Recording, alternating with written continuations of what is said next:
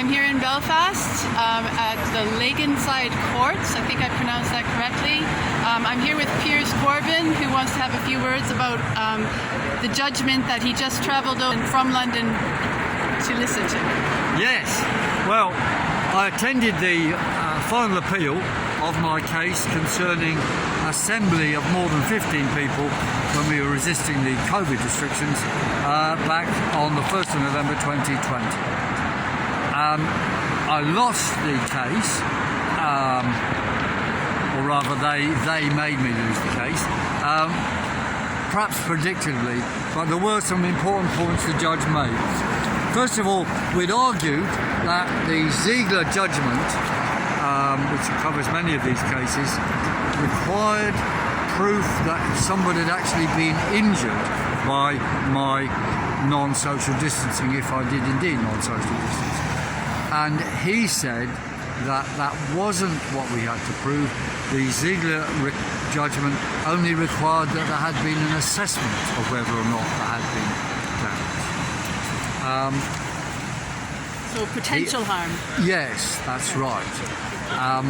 And he was arguing there was potential harm because of the so-called pandemic around. Now, and that they had assessed this. He also said that I had no reasonable excuse for doing what I did,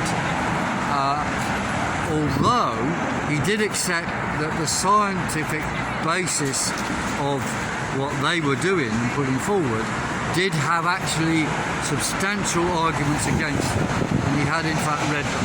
So this is a step forward in that he did accept that the science background has to be examined. He found it wasn't sufficient, but it was examined.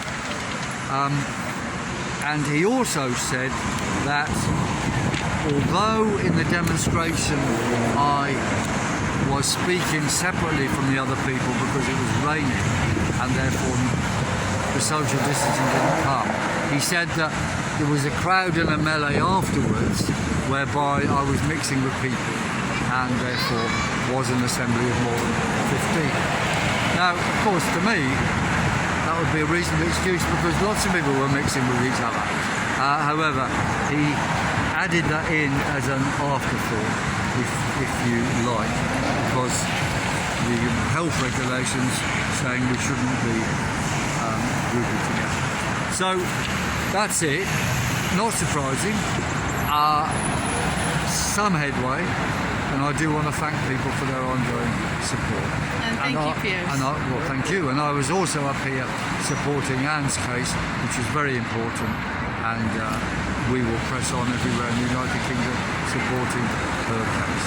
Do you think as different parts of the fraud of COVID come out, do you think that in the future something will change in regards to these cases? Yes, something will change because their system is meant to be transparent. So it means the higher level you go, the more it becomes visible when they lie and hide things. So they've got a problem with Anne's case. My case was a bit of a smaller thing, so it's not a big deal. But the case of Anne, if they go to the top and they just find themselves not guilty, it'll be such an exposure that's going to be a big difficulty for them. So it could be, well, I don't know if they can withdraw it. You see, we're appealing, so I don't think they can. I'm not sure. But you see, there have been cases like this, numbers of my own cases, they just withdrew them. They said, all right, no charge. After all, no charge. But see, this Anne's case is a bit more complicated. It's about the total corruption of the General Medical Council. The whole medical system is totally corrupt. And we, through this process, must make propaganda and ideas for an alternative. And people know that we have the United Front in the UK, which puts forward a lot of points. But one of these points is indeed here that we have to have an alternative medical system, you see. We are evidence-based science for an accountable health and nutrition system. And they can get that on your Telegram. Yes, that's right. And we have to build a new way of doing health and a whole lot of things. And if we resist properly, we can make propaganda for these things and pave the way for a new future. So propaganda can be good. Absolutely. So we leave hopefully. We will leave hopefully, and thank Nora for all this filming.